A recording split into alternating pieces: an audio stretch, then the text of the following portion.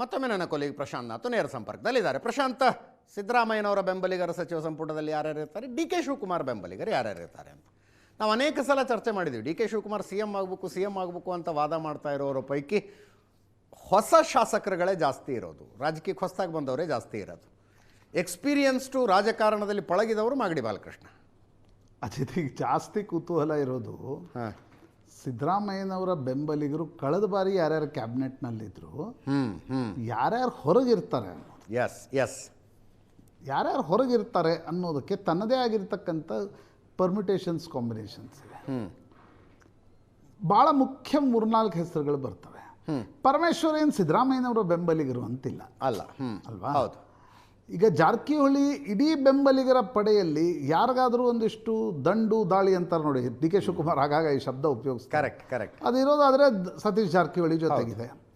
ಸತೀಶ್ ಜಾರಕಿಹೊಳಿಯವರ ದ್ವಂದ್ವ ಏನಿದೆ ಅಂತಂದರೆ, ಅವ್ರು KPCC ಅಧ್ಯಕ್ಷರಾಗಬೇಕು ಅವ್ರ ಮನಸ್ಸಿನಲ್ಲಿದೆ. So I will be a parallel centre to D K Shivakumar ಅಂತ. ಹೌದು.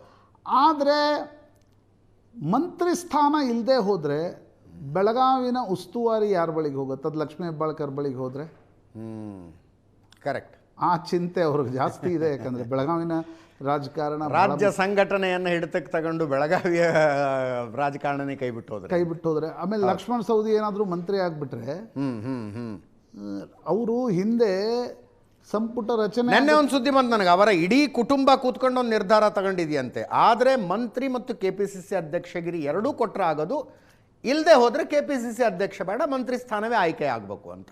ಯಾಕಂದರೆ ಮಂತ್ರಿ ಸ್ಥಾನ ಇಲ್ಲದೆ ಹೋದರೆ ಲಕ್ಷ್ಮಣ್ ಸವದಿ ಮಂತ್ರಿ ಆದರು ಅಂತ ತಿಳ್ಕೊಳ್ಳೋಣ, ಲಕ್ಷ್ಮೀ ಹೆಬ್ಬಾಳ್ಕರ್ ಮಂತ್ರಿಯಾಗಿ ಉಸ್ತುವಾರಿ ಸಚಿವರಾದರೆ ಕಷ್ಟ ಆಗತ್ತೆ ಅವ್ರಿಗೆ. ಎಸ್. ಸೊ ಸತೀಶ್ ಜಾರಕಿಹೊಳಿಗೆ ಅನಿಸ್ತಾ ಇದೆ KPCC ಅಧ್ಯಕ್ಷ ಪ್ಲಸ್ ಸಚಿವ ಸ್ಥಾನ. ನಾನು ಯಾಕೆ ಸಚಿವ ಆಗಬಾರ್ದು, DK ಆಗಿರಲಿಲ್ವಾ, ನನಗೂ ಅವಕಾಶ ಕೊಡಿ ಅಂತ ಕೇಳ್ತಿದ್ದಾರೆ. ನೆಕ್ಸ್ಟ್ ಹೆಸರು ಬರೋದು ಸಂತೋಷ್ ಲಾಡ್. ಈಗ ಸಂತೋಷ್ ಲಾಡ್ರಿಗೂ ಮತ್ತು DK ಶಿವಕುಮಾರ್ಗೂ ಅಷ್ಟಕ್ಕಷ್ಟೇ ಏನು ಭಾಳ ঘনিಷ್ಠ ಸಂಬಂಧಗಳಿಲ್ಲ ಅವ್ರದ್ದು. ಸಂತೋಷ್ ಲಾಡ್ ಸಿದ್ದರಾಮಯ್ಯನವರ ಭಾಳ ಕಟ್ಟ ಬೆಂಬಲಿಗರಾಗಿ ಗುರುತಿಸ್ಕೊಂಡವರು. ಕಾಂಗ್ರೆಸ್ಸಿಗೆ ಬಂದಿದ್ದೇ ಸಿದ್ದರಾಮಯ್ಯನವ್ರು ಬಂದ ಮೇಲೆ. ಅವರು 2008ರಲ್ಲಿ ಬಂದರು, FB ಪ್ರಕಾಶ್ರು, ಸಂತೋಷ್ ಲಾಡ್ 8 ಶಾಸಕರು ಬಂದರು ನೋಡಿ.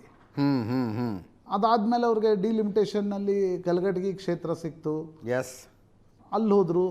ಆ ಕಾರಣದಿಂದ ಈಗ ಸಂತೋಷ್ ಲಾಡ್ ಮಂತ್ರಿ ಆಗ್ತಾರ. ಅಲ್ಲಿ ಶ್ರೀನಿವಾಸ್ ಮಾನೆ ಭಾಳ ಆ್ಯಕ್ಟಿವ್ ಆಗಿಬಿಟ್ಟಿದ್ದಾರೆ. ಹಾವೇರಿಗೊಂದು ಸಚಿವ ಸ್ಥಾನ ಬೇಕು, ಹಾವೇರಿಗೊಂದು ಸಚಿವ ಸ್ಥಾನ ಬೇಕು. ಸೊ ಇಬ್ಬರಲ್ಲಿ ಒಬ್ಬರು ಯಾರಾದರೂ ಆಗಬೇಕು. ಯಾರಾಗ್ತಾರೆ ಅದು ಪ್ರಮುಖವಾಗಿರ್ತಕ್ಕಂಥ ಪ್ರಶ್ನೆ. HC ಮಹದೇವಪ್ಪನವರು. ಈಗ HC ಮಹದೇವಪ್ಪನವರು 2023ರಲ್ಲಿ ಸಚಿವರಾಗುವಾಗ ಹೈಕಮಾಂಡ್ ಹೇಳಿತ್ತು 24ರವರೆಗೆ ಸಚಿವರನ್ನಾಗಿ ಮಾಡಿ ಅವರನ್ನು ನೀವು ಸಂಸದರಾಗಿ ದಿಲ್ಲಿಗೆ ಕಳಿಸಿ ಅಂತ. ಮಹದೇವಪ್ಪ ಒಪ್ಪಲಿಲ್ಲ, ಮಗನನ್ನು ಸಂಸದರಾಗಿ ಕಳಿಸಿದ್ರು. ಎಸ್. ಈಗ ಮಂತ್ರಿಮಂಡಲದಲ್ಲಿ ಬರ್ತಾರ.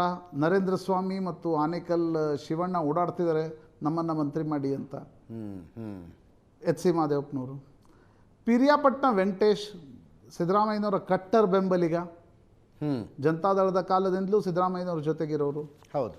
ಈಗ ಸಿದ್ದರಾಮಯ್ಯನವರು ಅವ್ರನ್ನ ಮಂತ್ರಿ ಮಾಡಿದರು. ಈಗ ಡಾಕ್ಟರ್ ಯತೀಂದ್ರ ಆದಮೇಲೆ ಯಾರ್ಯಾರು ಮಂತ್ರಿ ಆಗ್ತಾರಲ್ಲಿ? ಪಿರಿಯಾಪಟ್ಟಣ ವೆಂಕಟೇಶು ಆಗ್ತಾರಾ ಗೊತ್ತಿಲ್ಲ.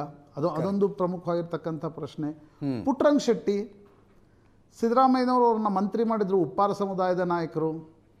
ಚಾಮರಾಜನಗರ ಜಿಲ್ಲೆಯಲ್ಲಿ ಉಪ್ಪಾರ ಸಮುದಾಯ ಭಾಳ ಪ್ರಾಮಿನೆಂಟ್ ಆಗಿದೆ. ಸೋಮಣ್ಣ ಅವರನ್ನು ಕೂಡ ಸೋಲಿಸಿ ಶಾಸಕರಾದವರು ಅವರು. ಹೌದು. ಈಗ ಇವರೆಲ್ಲರೂ ಸಿದ್ದರಾಮಯ್ಯನವರ ಗಟ್ಟಿ ಬೆಂಬಲಿಗರು ಇವರು. ಈಗ ನೀವು DK ಶಿವಕುಮಾರ್ ಕಡೆ ಬಂದರೆ, ಅವರು ಮುಖ್ಯಮಂತ್ರಿ ಆಗಿರೋದ್ರಿಂದ ತನಗೆ ಯಾರ್ಯಾರು ಬೇಕೇ ಬೇಕು ಅವ್ರನ್ನ ಮಂತ್ರಿ ಮಾಡೋದು ಅವ್ರಿಗೆ ಸುಲಭ. ನೀವು ಹೊರಗಿದ್ಕೊಂಡು ಮಂತ್ರಿ ಮಾಡಿಸೋದು ಕಷ್ಟ. ಕರೆಕ್ಟ್. ಮಂತ್ರಿ ಮಾಡೋದು ಸುಲಭ ಆಗ್ಬೋದು DK ಶಿವಕುಮಾರ್ಗೆ. ಬಟ್ ಅದರಲ್ಲಿ ಆಯ್ಕೆ ಯಾರನ್ನು ಮಾಡಬೇಕು ಅನ್ನೋದು ಕೂಡ. ಈಗ ಬಾಲಕೃಷ್ಣ ಹೆಸರಿದೆ, ಅದೇ ಜಿಲ್ಲೆ, 4 ಶಾಸಕರಿದ್ದಾರೆ. ಇಕ್ಬಾಲ್ ಹುಸೇನ್ ಇದ್ದಾರೆ, DK ಶಿವಕುಮಾರ್ ಇದ್ದಾರೆ, ಬಾಲಕೃಷ್ಣ ಇದ್ದಾರೆ. ಸೊ CP ಯೋಗೇಶ್ವರ್ ಇದೆ. CP ಯೋಗೇಶ್ವರ್ ಕೂಡ ಪ್ರಯತ್ನ ಮಾಡ್ತಾರೆ, ನನ್ನನ್ನು ಕರ್ಕೊಂಬಂದ್ರಿ ಮತ್ತು ನನ್ನನ್ನೇನಾದರೂ ಮಾಡಿ ಅಂತ. ಬಟ್ ಅವ್ರು ಬಹಿರಂಗವಾಗಿ ಹೇಳಿಕೆ ಕೊಟ್ಟರು ನಾನು ಆಕಾಂಕ್ಷೆ ಅಲ್ಲ ಅಂತಂದ್ರು. ಅಲ್ಲ, ಒಳಗಿಂದೊಳಗೆ ನಡೆದಿರುತ್ತೆ ಇರ್ಬೋದು. ಬಟ್ ಅವರು ಕೇಳ್ತಾರೆ ನನಗೆ ಬೇಕು ಅಂತ. ಸೊ ಬಾಲಕೃಷ್ಣ ಡೇ 1ನಿಂದ DK ಶಿವಕುಮಾರ್ ಜೊತೆ ಗಟ್ಟಿ ಇದ್ದಾರೆ.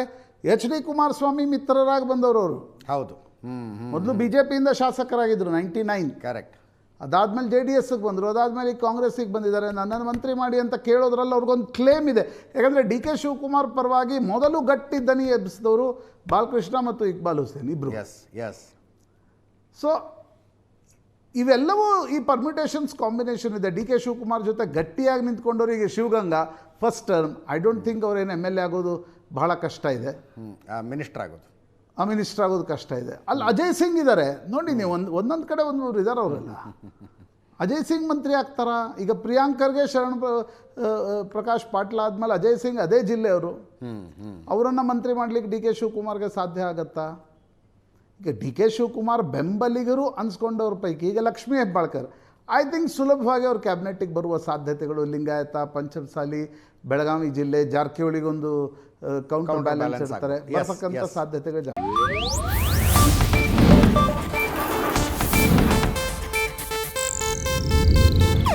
ಇದು ಏಷ್ಯಾನೆಟ್ ನ್ಯೂಸ್ ನೆಟ್ವರ್ಕ್ ಪ್ರಸ್ತುತಿ.